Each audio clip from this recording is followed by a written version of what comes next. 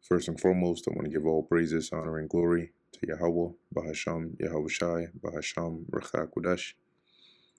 Double honors to the elders and the apostles of Great Millstone, and peace and blessings to the elect. And today we're going to go into the book of Song of Songs, the 6th chapter.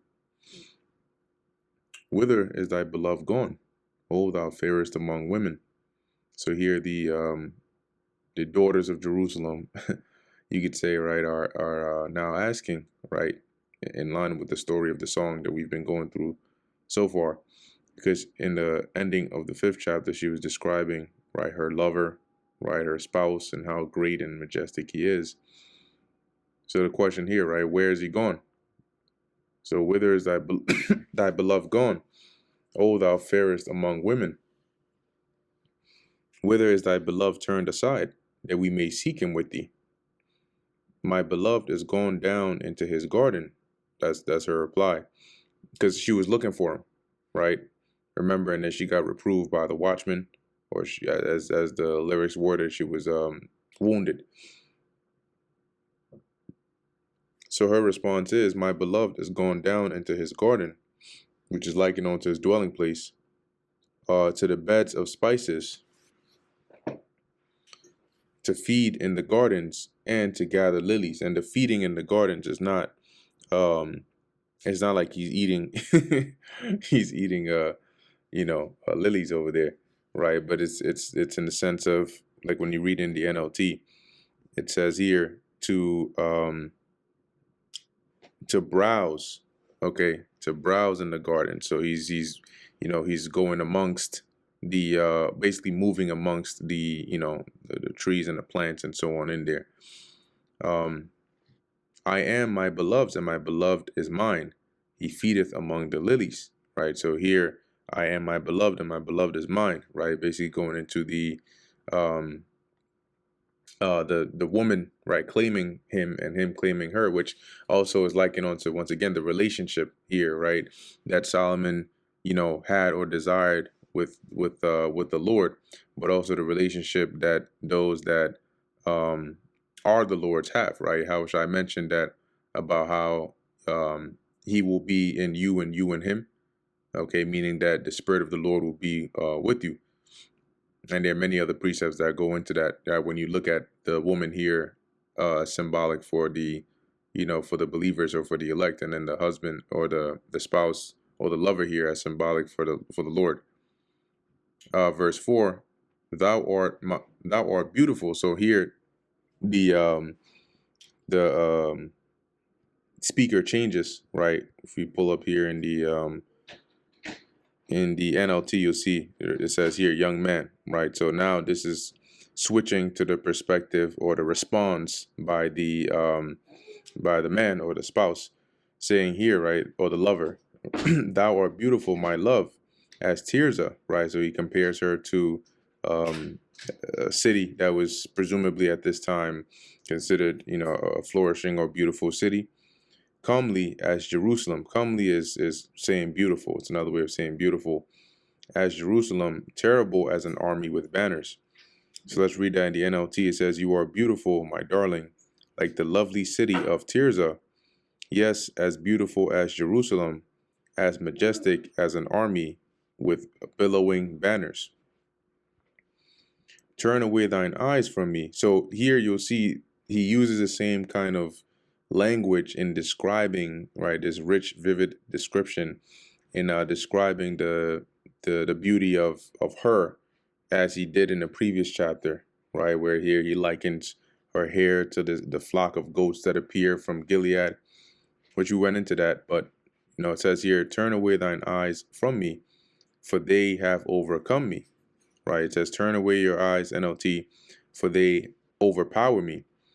Thy hair is as a flock of goats that appear from Gilead, right? And so, as we went into before, when you look up, I just typed in here, very simple, goats of Mount Gilead, and it's just dealing with like mountain goats, you could say.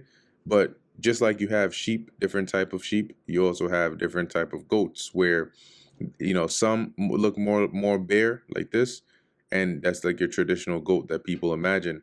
But some also look like this, where they have a lot of fur on them, and that fur tends to look like actual hair. Okay, like this is also even another example, right? Rich, dark hair. This actually looks like a woman's hair, when you look at that. So imagine a flock of these on a mountain, or descending in a herd together. It would look like hair, like hair flowing or blowing in the wind from a distance, and that's what he's likening her hair to. So more in a complimentary sense of being like rich, flowing. Verse 6, thy teeth are as a flock of sheep which go up from the washing, meaning white, whereof every one beareth twins. So imagine somebody's teeth being perfectly in line, right? Each one next to the other is just, there's no missing tooth. Everything is perfectly aligned. It's like if each of your teeth had twins. It says here, and there is not one barren among them, right? If you liken the teeth onto having children, then one barren would be like you have a missing tooth. So it's old poetic English for this compliment here, or this description here, right? Verse 7, as a piece of pomegranate are thy temples within thy locks. That temples is in reference to like the cheek area.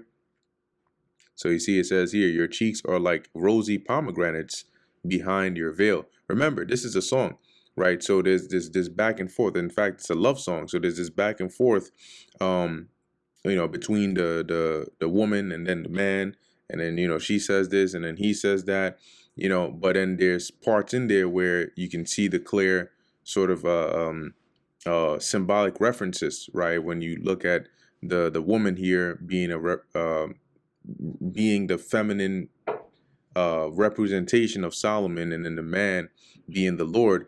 And then also you can draw other parallels with other scriptures, that are in the book. Okay, so that's why it reads like that. So as it says here, as a piece of, where is that? Your cheeks are like rosy pomegranates behind your veil. That's what it means by within thy locks. There are 60 queens. 60 is 60. All right. So there are 60 queens and 80 concubines, and virgins without number. My dove, my undefiled, is but one. So here he's saying, of all the women out there, I'm choosing you, right? There's only one of you. She is, and that once I finish reading this verse, right, I'll get a precept which dealing with the Heavenly Father's relationship with Israel, right? When you go to 2nd Ezra, the 5th chapter, it mentions that, right? Of all the people, he chosen one, one people, just like of all the women, the lover here settled on her, or didn't settle, but chose her. My undefiled is but one. She is the only one of her mother. She is the choice one of her that bear her. So of all the children, if any, or if any others of her mother, she would be likened unto the best one. The daughters saw her and blessed her, yea, the queens and the concubines, and they praised her. So there is none like her. I would still choose my dove, my perfect one, the favorite of her mother, dearly loved by the one who bore her. The young women see her and praise her, even queens and royal concubines sing her praises, because there are none that are like her. So real quick, since I'm already here in 2nd Ezra 4, let's move on to the 5th chapter and the 27th verse. It says here, and among all the multitudes of people, thou hast gotten thee one people, and unto this people, whom thou lovest, thou gavest a law that is approved of all. So you can see the parallels there, right? Just how of all the people out there, the Lord chose one, and of all the women out there, as the song continues, the lover here chose one, which is her, later on identified as the Shulamite. Who is she that looketh forth as the morning, fair as the moon, clear as the sun, and terrible as an army with banners? Once again, this is him still continuing to speak concerning her.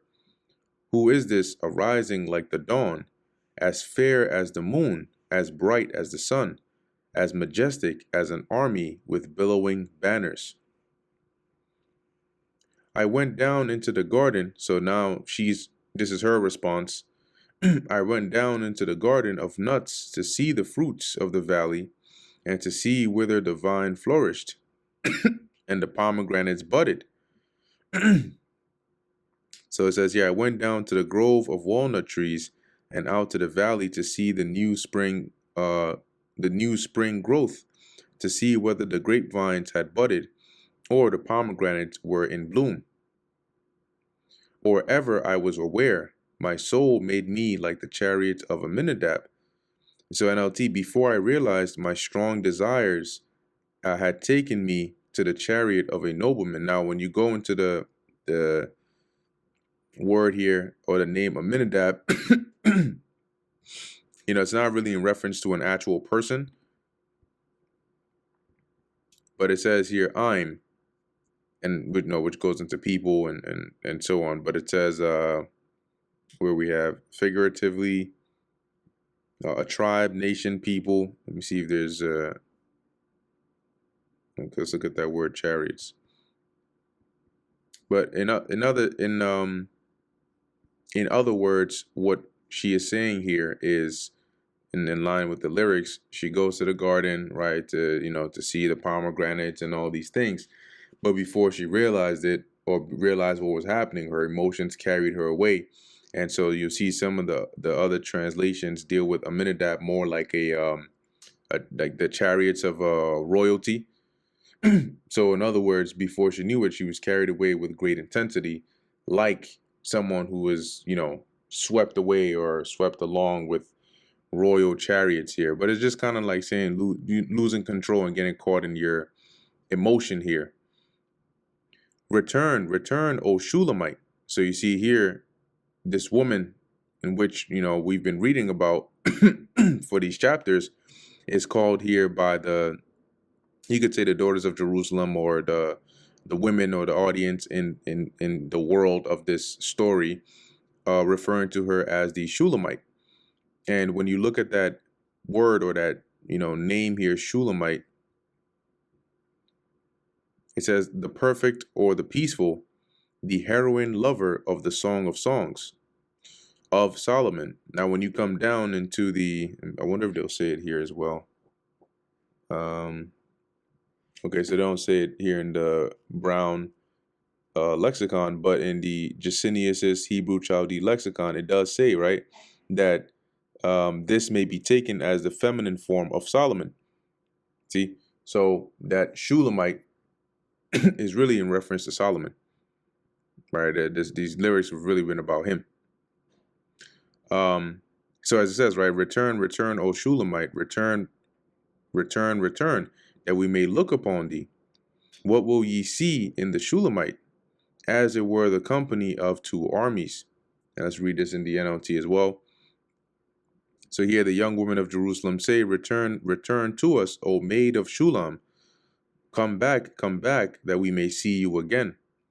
And the young man says, why do you stare at this young woman of Shulam as she moves so gracefully between two line of dancers or dancers? So you can see there are different interpretations or translations of the armies.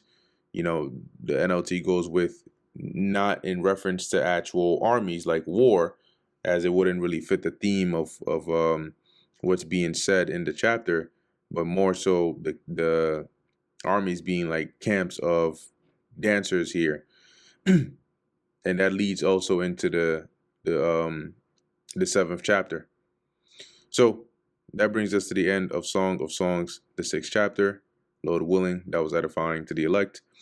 In closing, I want to give all praises, honor, and glory to Yahweh, Bahasham, Yahweh Shai, Bahasham, Rachah Kodesh. And until next time, Shalom.